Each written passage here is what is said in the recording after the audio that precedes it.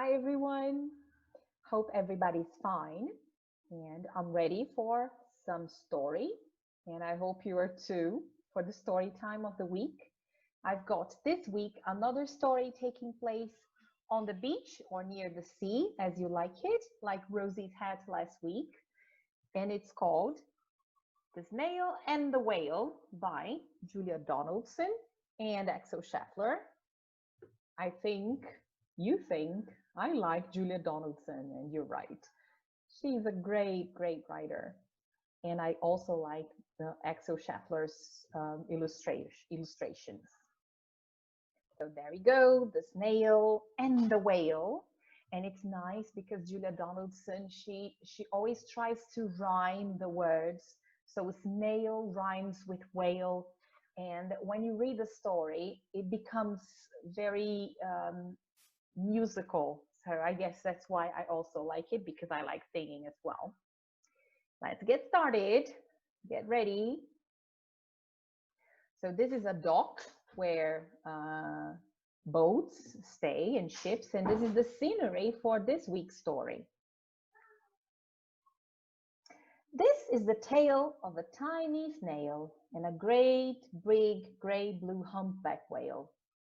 This is a rock as black as soot, and this is a snail with an itchy foot.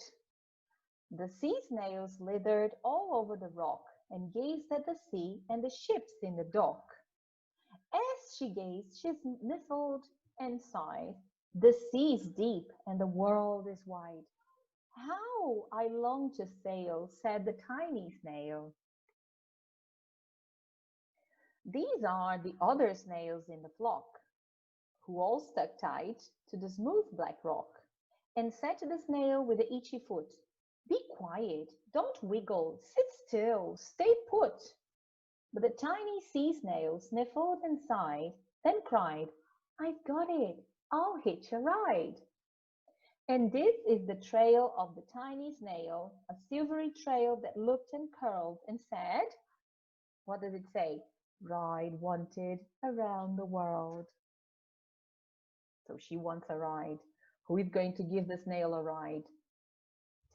This is the whale who came one night when the tide was high and the stars were bright, a humpback whale immensely long, who sang to the snail a wonderful song of shimmering ice and coral caves and shooting stars and enormous caves. And this is the tale of the humpback whale. Let me show you the tail. He held it out of the starlit sea and said to the snail, "Come sail with me." So now the sea snail is going to take a ride with the humpback whale.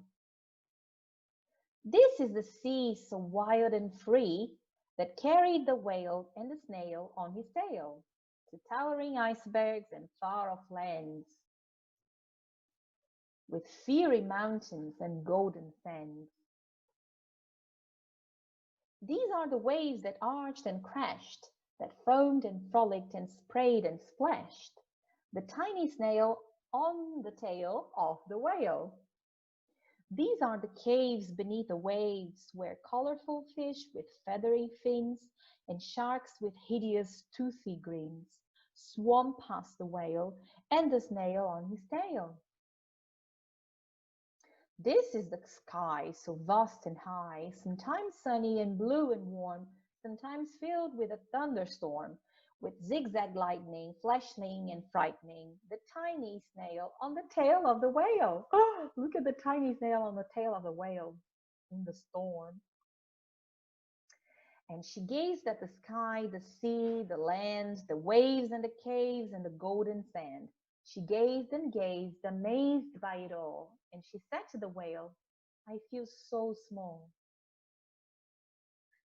But then came the day the whale lost his way.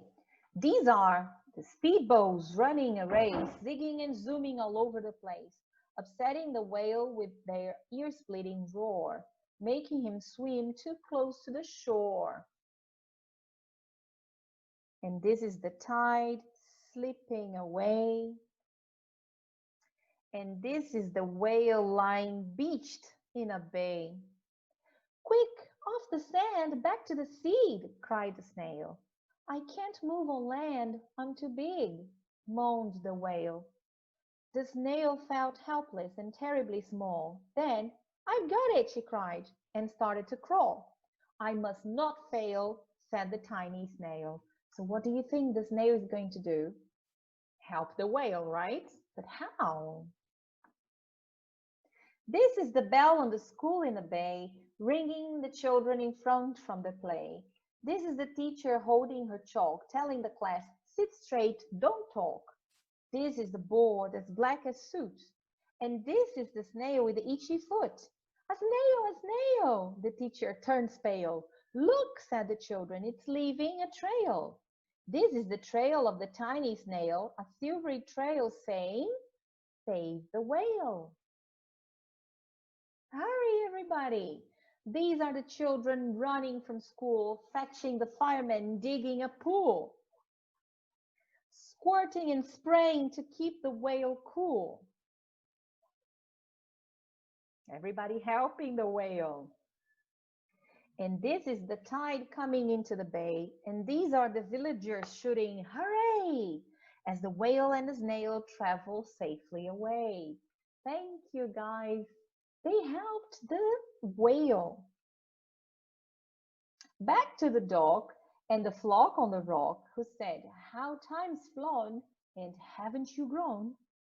And the whale and the snail told their wonderful tale of shimmering ice and coral caves, and shooting stars and enormous waves, and of how the snail, so small and frail, with her looping, curly, silvery trail, saved the life of the humpback whale. Then the humpback whale held out his tail, and on crawled snail after snail after snail. So they thought it was a good idea, right? Everybody's going to travel with a whale. And they sang to the sea as they all set sail on the tail of the great blue humpback whale. And that's the end. For homework, well, you can choose two of the options or one of the options. One of them is to write a message to your class, just like the snail did, making a silvery trail. So you can do it on some black paper, or you can even, color the paper with your pencil, and then you write the message, or you can just write the message on plain paper.